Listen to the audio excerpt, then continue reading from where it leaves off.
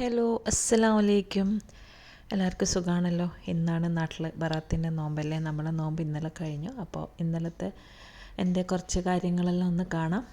അപ്പോൾ ഞാനിത് നോമ്പ് തുറക്കാൻ വേണ്ടിയിട്ട് ഉണ്ടാക്കിയ സമൂസയും ഉന്നക്കായാണ് ഞാൻ ഉണ്ടാക്കിയത്. അപ്പോൾ ഒരു സ്പെഷ്യൽ സമൂസയാണിത്, ചിക്കൻ വെജിറ്റബിൾ എല്ലാം ഇട്ടിട്ടുള്ള. അപ്പോൾ ആദ്യം അതിൻ്റെ ഒരു റെസിപ്പി കാണാം. അതിനായിട്ട് ഞാനിത് പൊട്ടാറ്റോയും ക്യാരറ്റും ചെറിയ പീസാക്കിയിട്ട് ഒന്ന് വേവിക്കാൻ വെക്കുന്നുണ്ട്. അപ്പോൾ ആദ്യം ചിക്കൻ ഒന്ന് ഉപ്പും കുരുമുളക് ഇട്ടിട്ടൊന്ന് വേവിച്ച് വെച്ചിട്ടുണ്ട്. അപ്പോൾ ആ ചിക്കൻ വെന്ത വെള്ളം ഉണ്ടല്ലോ, ചിക്കൻ സ്റ്റോക്ക്, അതിലാണ് ഈ വെജിറ്റബിൾസ് വേവിക്കുന്നത്. ഇതിലേക്ക് ആ ചിക്കൻ സ്റ്റോക്ക് ഒഴിച്ച് കൊടുത്തിട്ട് ഒന്ന് അടച്ച് വെക്കുക. പിന്നെ ഇത് നല്ലോണം വെന്തുടയൊന്നും വേണ്ട, കുറച്ചൊന്ന് വാടിയാൽ മതി.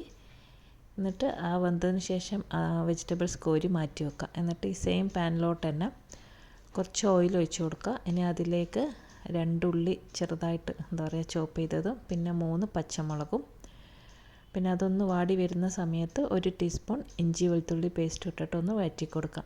ഉള്ളിയും നല്ലോണം ഒന്ന് വാടൊന്നും വേണ്ട, കുറച്ചൊന്ന് സോഫ്റ്റായി വന്നാൽ മതി. പിന്നെ അതിലേക്ക് ഒരു 1/4 കപ്പ് ക്യാബേജ് ചോപ്പ് ചെയ്തത് ഇട്ട് കൊടുക്കുക. ഇത് ശരിക്കും നല്ല ടേസ്റ്റുള്ളൊരു സമൂസയാണിത്. പിന്നെ ഇതിലേക്ക് കുറച്ച് പൊടികൾ ഇടുന്നുണ്ട്. ആദ്യം ഒരു 1/4 ടീസ്പൂൺ മഞ്ഞൾപ്പൊടി, പിന്നെ 1 ടീസ്പൂൺ മുളക് പൊടി, പിന്നെ 1/4 ടീസ്പൂൺ മല്ലിപ്പൊടി, 1 ടീസ്പൂൺ കുരുമുളക് പൊടി,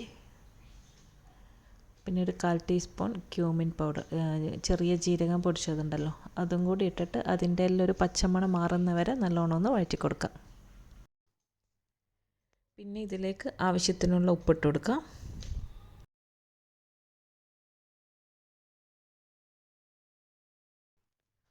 ഒരു 1/4 കപ്പ് ഗ്രീൻ പീസ് ഇടുന്നുണ്ട്. ഇത് കുക്ക് ചെയ്തിട്ടുള്ള പീസാണ്, അതുകൊണ്ടാണ് ഞാൻ ലാസ്റ്റ് ഇടുന്നത്. ഫ്രോസൻ്റെതാ. അപ്പം നിങ്ങൾക്കത് വേണമെങ്കിൽ ഇട്ടാൽ മതി, അത് ഇഷ്ടമില്ലാത്തവർക്ക് അത് ഇടണ്ട. പിന്നെ നമ്മളിത് വേവിച്ച് മാറ്റി വെച്ചിട്ടുള്ള ചിക്കൻ ഉണ്ടല്ലോ, ഉപ്പും കുരുമുളക് ഇട്ടിട്ട്, അതൊന്ന് കൈകൊണ്ടൊന്ന് പൊടിച്ചതിന് ശേഷം അതും കൂടി ഇതിലേക്ക് ഇട്ടിട്ട് നല്ലോണം ഒന്ന് മിക്സാക്കാം.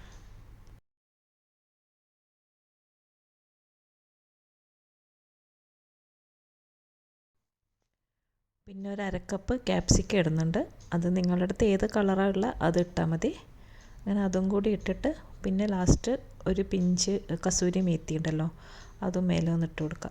പിന്നെ അവസാനം ഒരു പിടി മല്ലിയിലയും കൂടി ഇട്ടിട്ട് നല്ലോണം ഒന്ന് ഇളക്കി ഒരു 2 മിനിറ്റ് കൂടി എല്ലാം ഒന്ന് ചെറിയ തീയിൽ വെച്ചിട്ട് മിക്സ് ആക്കിയതിന് ശേഷം നമുക്ക് ഫ്ലെയിം ഓഫ് ചെയ്യാം. അങ്ങനെ നമ്മൾ അടിപൊളി ഫില്ലിങ് ഇവിടെ റെഡി ആയിട്ടുണ്ട്. നല്ല ടേസ്റ്റാണിത്. ഫില്ലിങ് ടേസ്റ്റ് ഉണ്ടായാൽ തന്നെ നമ്മുടെ സ്നാക്സ് എല്ലാം ഞാൻ പറഞ്ഞല്ലോ സൂപ്പറായിരിക്കും. അപ്പോൾ ഞാൻ ഫ്ലെയിം ഓഫ് ചെയ്തിട്ടുണ്ട്. ഇനി അതവിടെ മാറ്റി വെക്കാം.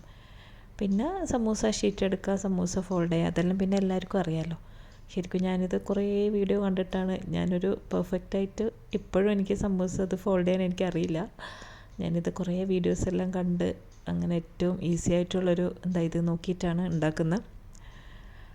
അപ്പോൾ അതങ്ങനെ സമൂസ അവിടെ ഫോൾഡ് ചെയ്തെല്ലാം അവിടെ മാറ്റി വെക്കാം. ഞാനിപ്പോൾ ഇത് തലേന്ന് തന്നെ റെഡിയാക്കി വെക്കുന്നത് കേട്ടോ. അപ്പോൾ ഇത് നിങ്ങൾക്ക് എത്ര വേണമെങ്കിലും ഒരു 1 വീക്കിൽ ഇങ്ങനെ സമൂസ റെഡിയാക്കിയിട്ട് ഫ്രീസറിലെല്ലാം സൂക്ഷിക്കാൻ പറ്റും. അപ്പോൾ ഞാനിത് തലേന്ന് റെഡിയാക്കി ഒരു ദിവസത്തേക്കുള്ളതാക്കിയിട്ടുള്ളൂ. അപ്പോൾ നമുക്കത് പിറ്റേന്ന് നല്ല ഈസി ആയിരിക്കും. അല്ലെങ്കിൽ എല്ലാം കൂടി ഒരുമിച്ച് ചെയ്യുമ്പോൾ ഭയങ്കര ജോലി ഭാരമുള്ള പോലെ ഉണ്ടാവും. ഇതിപ്പോൾ പിറ്റേന്നായി ഞാനിപ്പോൾ ഉന്നക്കായ്ക്കുള്ള പഴം ഒന്ന് അരച്ചെടുക്കുകയാണ്. അധികം പഴുക്കാത്ത ഒരു പഴം ഉണ്ടാവുമല്ലോ, ഒരു പഴുക്കാത്തൊരു പരുവം, അത് എടുത്ത് ഒന്ന് പുഴുങ്ങി പിന്നെ അതിൻ്റെ തൊലി കളഞ്ഞിട്ട് ഫസ്റ്റ് ചൂടോടെ തന്നെ ഒന്ന് ഉടച്ച് വെക്കുക. എന്നിട്ട് ചൂടാറിയതിന് ശേഷം ഞാൻ പ്രോസസ്സറിലിട്ടിട്ടാണ് അരക്കുന്നത്. അപ്പോൾ അരക്കുന്ന സമയത്ത് ഒരു 3-4 ടീസ്പൂൺ പഞ്ചസാരയും കൂടി ഇട്ട് കൊടുക്കുക.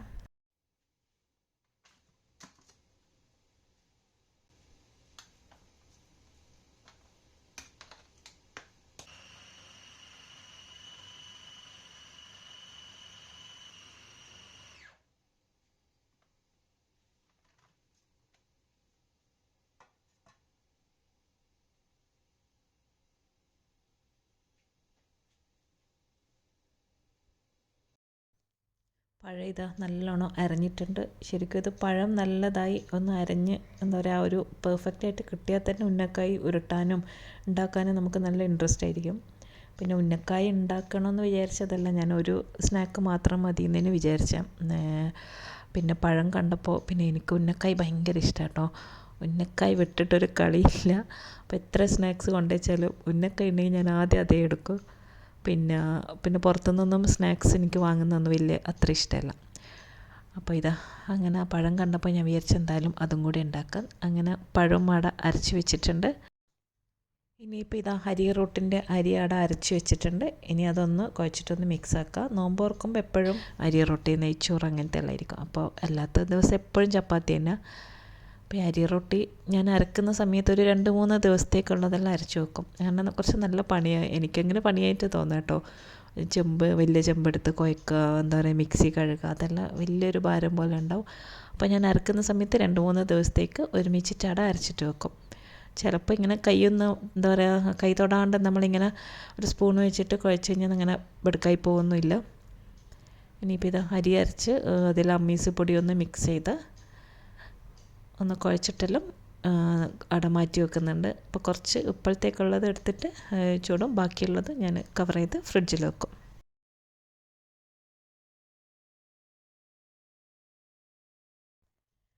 ഞാൻ അധികം ഇങ്ങനെ അരി കുഴക്കുന്ന സമയത്ത് നോൺ സ്റ്റിക്കിൻ്റെ കുറച്ച് വലിയ ചെമ്പ് എടുക്കും. അപ്പോൾ നമുക്ക് വിസ്തരിച്ചിട്ട് പെട്ടെന്ന് കുഴഞ്ഞ് കിട്ടുകയും ചെയ്യും.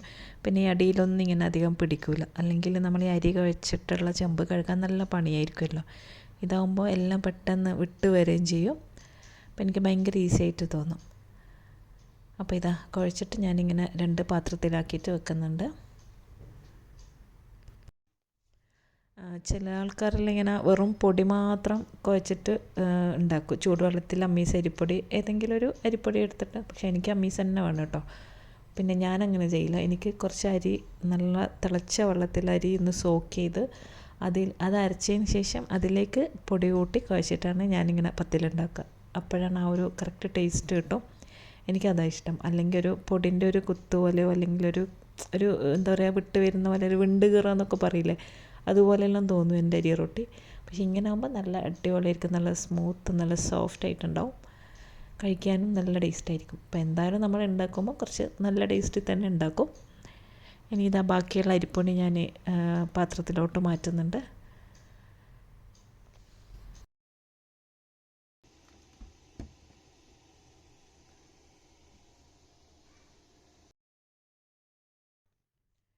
ഇനി ഇതാദ്യം നമ്മൾ പത്തിലവിടെ റെഡിയാക്കും. വേഗം അതവിടെ ചുട്ട് വെച്ച് കഴിഞ്ഞാൽ പിന്നെ സമാധാനമായല്ലോ. അപ്പോൾ ഇതെല്ലാം ആകുമ്പോൾ റൊട്ടി ആകുമ്പോൾ നമുക്ക് നേരത്തെ എന്താ പറയുക റെഡിയാക്കി വെക്കാം. ചപ്പാത്തിയെല്ലാം ഇനി കുറച്ചുകൂടി ചൂടോടെ തിന്നണമല്ലോ. അതായത് ചുട്ടിട്ട് പെട്ടെന്ന് തിന്നണം. ഇത് കുറച്ച് നേരം വെച്ചാലും നല്ല സോഫ്റ്റ് ഉണ്ടാവും. അപ്പോൾ ഇത് ആദ്യം എല്ലാം ഒന്ന് ചുട്ടെടുക്കുന്നുണ്ട്. ഇപ്പോൾ വൈകിട്ടായി.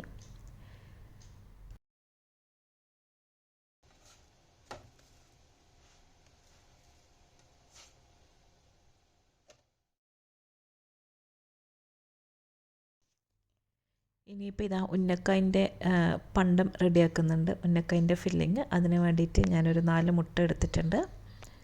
അപ്പോൾ തേങ്ങ ഇട്ടിട്ടുണ്ടാക്കുന്നവരുണ്ട്. എനിക്കും തേങ്ങൻ്റെ പണ്ടം ഭയങ്കര ഇഷ്ടമാണ്. പക്ഷെ ഞാൻ നോക്കിയപ്പോൾ തേങ്ങ ഫ്രീസറിൽ നിന്ന് പുറത്ത് വെക്കാൻ മറന്നു പോയിട്ടുണ്ടായി. അപ്പോൾ ഇനി അത് പുറത്ത് വെച്ച് അതിൻ്റെ തണുപ്പെല്ലാം പോകുമ്പോഴേക്കും ലേറ്റാവും. അതുകൊണ്ട് ഞാൻ വിചാരിച്ചു ഇനി മുട്ട തന്നെ ഉണ്ടാക്കുക. അങ്ങനെ ഇത് ആദ്യം RKGയിൽ കുറച്ച് നട്ട്സും കിസ്മിസെല്ലാം ഒന്ന് വറുത്ത് അതിലേക്ക് മുട്ട പൊട്ടിച്ച് വയ്ക്കാം.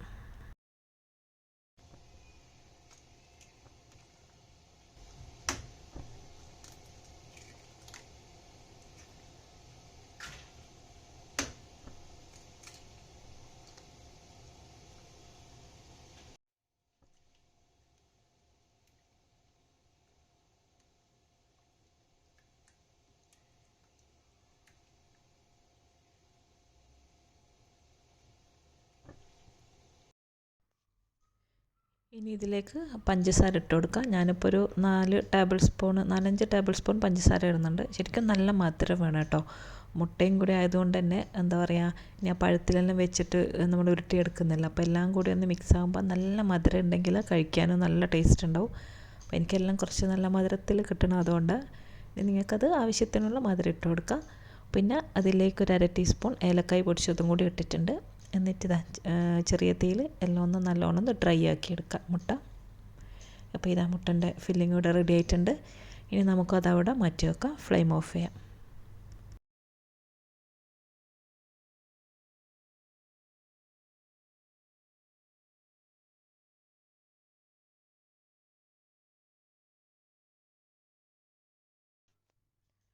ഇനി ഉന്നക്കായ ഉരുട്ടാൻ തുടങ്ങാം. ഇങ്ങനെ കുഞ്ഞു കുഞ്ഞു ബോൾസാക്കി എടുത്തിട്ട് അതൊന്ന് കയ്യിൽ നെയ്യ് തടവി ഒന്ന് പരത്തി അതിലേക്ക് ഫില്ലിങ് വെച്ച് കൊടുത്തിട്ടൊന്ന് ഉരുട്ടിയെടുക്കുക.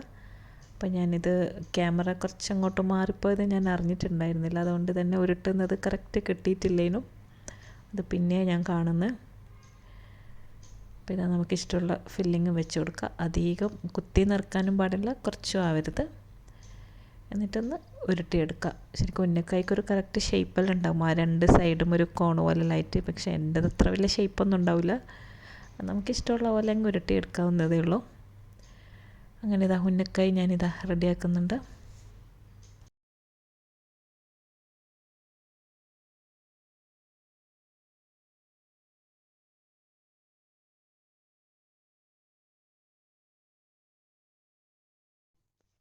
ഉന്നക്കായെല്ലാം ഉരുട്ടി വെച്ചിട്ടുണ്ട്. ഇനി നമുക്കിതൊന്ന് ഫ്രൈ ആക്കാം. അപ്പോൾ ഇതാ ഓയിൽ ചൂടായിട്ടുണ്ട്, അതിലേക്ക് ഇങ്ങനെ ഓരോന്നിട്ടിട്ട് നമുക്ക് പൊരിച്ചെടുക്കാം.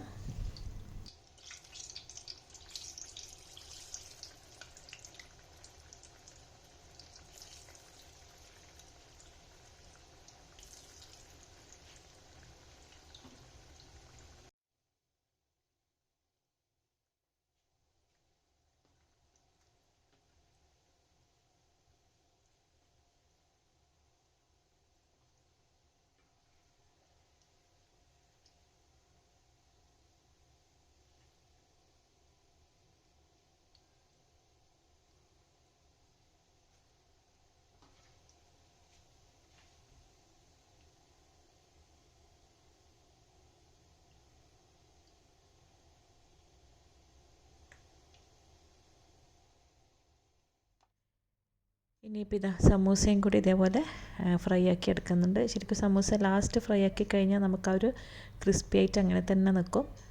ചൂടോടെ കഴിക്കാനും ആയിരിക്കുമല്ലോ ഇഷ്ടം.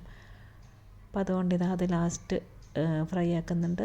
അപ്പോഴേക്കും ബാക്കിയുള്ള ജോലിയെല്ലാം കുറേയെല്ലാം കഴിഞ്ഞ് നിസ്കാരമെല്ലാം കഴിഞ്ഞ് വന്ന് ഇനിയിപ്പോൾ ഇതാ ഇതും കൂടി ഫ്രൈ ആക്കി എടുത്തു കഴിഞ്ഞാൽ പിന്നെ പണി കഴിഞ്ഞു. പിന്നെ ചായ വെക്കൽ മാത്രമേ ഉള്ളൂ.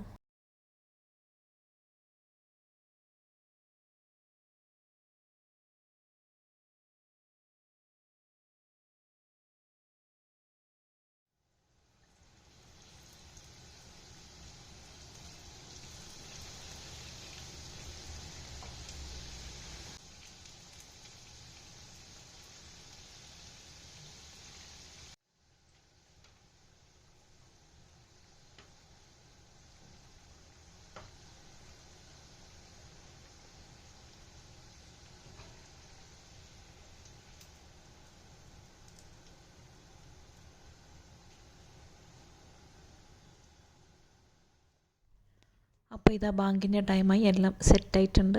പിന്നെ ഞാൻ ഇന്നലെ ഉണ്ടാക്കിയ നുള്ളിയിട്ടതുണ്ടായിരുന്നു, അതിൻ്റെ കുറച്ച് മാവ് ബാക്കിയുള്ളത് കൊണ്ട് ഞാൻ അതും കൂടി ഒന്ന് ഫ്രൈ ആക്കി വെച്ചിട്ടുണ്ട്, മാവ് വെറുതെ കളയണ്ടെന്ന് വിചാരിച്ചിട്ട്. അപ്പോൾ അതും എനിക്ക് ഭയങ്കര ഇഷ്ടമുള്ളൊരു സ്നാക്കാണ്. അപ്പോൾ ഇതാ ബാങ്ക് കൊടുത്ത് നമ്മുടെ നോമ്പെല്ലാം കഴിഞ്ഞു. അപ്പോൾ ഇൻഷാ അല്ലാഹ് ഇത്രയേ ഉള്ളൂ. എല്ലാവരും വീഡിയോ ഫുള്ളായിട്ട് കാണാം. എല്ലാവർക്കും വീഡിയോ ഇഷ്ടപ്പെട്ടു എന്ന് വിശ്വസിക്കുന്നു. അടുത്ത നല്ലൊരു വീഡിയോ ആയിട്ട് കാണാം. അസ്സലാമു അലൈക്കും, ബൈ ബൈ.